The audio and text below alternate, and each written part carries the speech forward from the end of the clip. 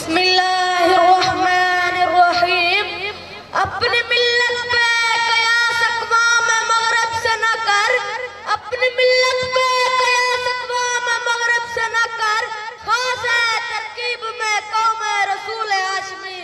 जनाब सदर मोहतरम असातिज़ा किराम और मेरे मकतब साथियों, अस्सलाम वालेकुम। जनाब सदर, आज मुझे जिस मौजू पर लाभ-कुशाई का मौका मिला है वो है एक अजीम क़ाइद अली वक़ार। अज़मत क्या है, कैसे मिलती है, इस बारे में अक़वाल तो मिल जाते हैं, लेकिन अज़मत का बुनियादी असूल ये है कि बेग़र्ज़ और बेलौस होकर इंसानियत की खिदमत की जाए। क़ाइद-ए-आज़म अज़मत के इन असूलों पर पूरा उतरते थे। उनकी शख्सियत, नफ़ाज़त, खुददारी और खुदख़िदमती को लफ्ज़ों में बयान करना मुश्किल है। सामईन किराम, क़ाइद-ए-आज़म ने मुसलमानों के बुनियादी मसाइल का अदराक किया और तालीम के इजलास के दौरान फरमाया, मुसलमान फर्क़-उ-ज़ात की नहीं बल्कि इस्लाम और कौम की मोहब्बत पैदा करेंगे। ऊंच नीच को छोड़कर सिर्फ काम का सुनहरी असूल अपनाएंगे।